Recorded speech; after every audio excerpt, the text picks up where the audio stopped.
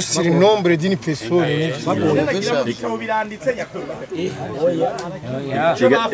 Ega nivyo nyine twagwaniye. Tarasisi bamuhoye iki? Tarashi. Mw'ishyirahamwe ryo kunguruza abantu Atrabo mu mfunyafunyo y'igifaransa barakebura abagendesha imodokari gukurikiza amategeko yo mu barabara.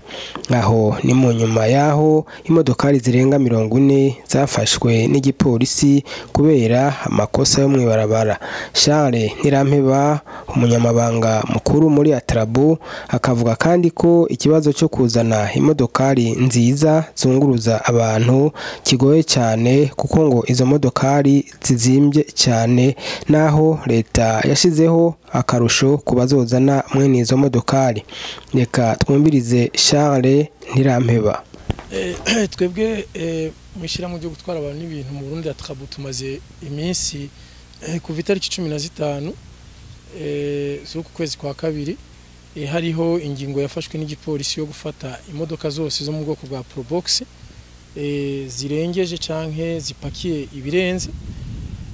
Twebwe rero twaragerageje kuvugana n'abajejwe igipolisi nkuko mwabibonye twagize twaratunganije n'inama yarimo abantu benshi cyane abarabwa niyo ngingo nabitaraba kugira ngo dushobore kuvugana kuri ico kibazo.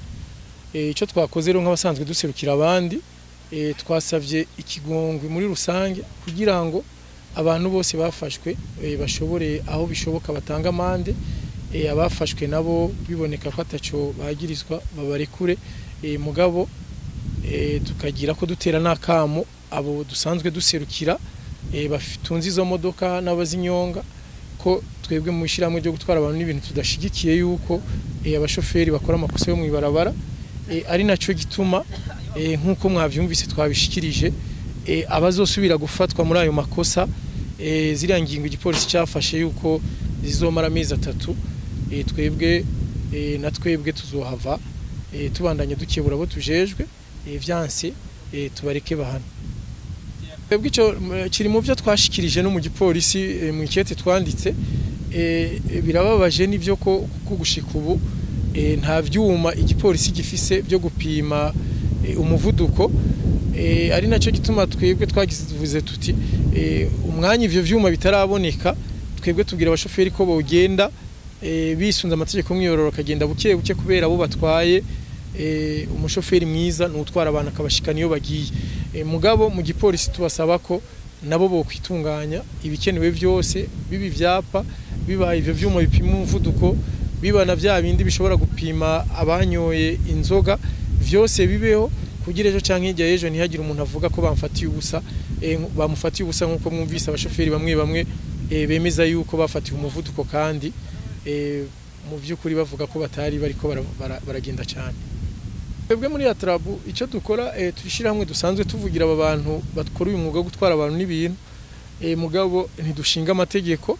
Iyo rero igihugu gishinze amategeko icyo dukora twebwe turayubahiriza tubonye ko hari bitameze neza kubo turongoye tukasaba yuko bo biminyanyu. Ico kibazo kijanye n'amataxi mwarumvise neza yuko umuyobozi mukuru mu bushiranganje bwo gutwara abantu n'ibintu yarashikirije neza yuko amabara arekuwe kuri taxi ikorera ngaha mu gisagara ca Bujumbura ari amabara y'ubururu n'ibara ryera. Byumvikana rero yuko twebwe ico dukora nugukorana nabo babijejwe igipolisi na ubushiranganje bwo gutwara abantu n'ibintu kugira dushire mu ngiro izo ngingo zafashwe kuko baradusiguriye neza yuko ari mu ntumbero y'umutekano kuko byari bimaze kwibonekeza yuko hari imodoka nyinshi zisanzwe ziyunguruzwamo bisanzwe bigera mu ijoro bagaca bashirako agatara kerekana ko ari taxi mugabo mu by'ukuri atari taxi. Ayo makenga rero yashikirijwe n'abasanzwe bajejwe umutekano mu gisagara cya Bujumbura. Twebwe dutegereza kubikorera kuko ibintu vyumvikana na cyane cyane ko hari haba usanga bariko barakora uwo mwuga badafise ibyangombwa bibubarekurira mugabo mubo dusanzwe duserukira hari abandi basanzwe bari hamakori mugabo bagaca bakorana n'abantu batari ikori ngira muca mwumva neza yuko ivyo ucu usanga urya mutanga kori ariko arakadamizwa kandi ari we yategerezwa gukora uwo mwuga. Tumaze iminsi tugira amanama nabo bijejwe mu bushikiranganje no mu gisagara ca Bujumbura no mu bajejwe umutekano baratweretse amakenga yuko irya mirongo ari myinshi.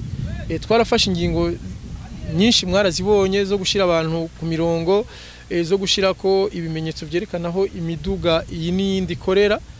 Ubu rero twarabonye ko naho bimeze uko hakiriho ikibazo, nico gituma twamaze gutera kamo muri irya nama abasanzwe bakorera mu gihugu hagati bafise imiduga miduga isize ibara ry'umuhondo jaune mu gihugu hagati mugabe itahi Bujumbura ko nayo izoziraza gufasha kuva saa 11 gushika abantu umuntu wa nyuma tashi.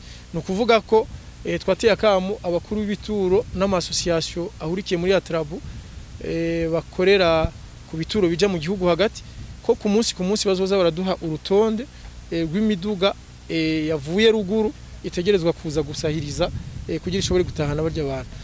Twibaza neza yuko iyo ngingo nituyishira mu ngiro kiriya kibazo tuzoca tugitorera umuti. Iyo ngingo nivyo kuva iyo ngingo ifashwe mu mwaka wa 2008 byarabonetse ko imodoka rizunguruza abantu zaciye zigenda zitera zigabanuka. Ico twagiye turagishikiriza kenshi twerekana ko hariho byinshi bituma imodokari leta yifuza muri uno mwanya bitoroshe kwigonda kuko ni imodoka zizimvye. Leta yifuza imodoka yo mu bwoko bwa main droite.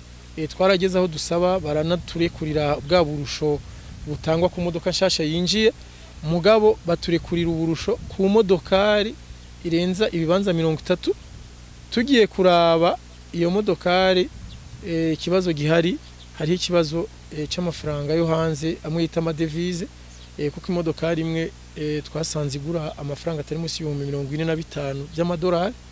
Uyashize mu marundi urumva ko ufatiye kuri ya mafaranga ku ya masoko ya marché noir na mafaranga menshi cyane. Ibyo rero tuca tugira ko tukaraba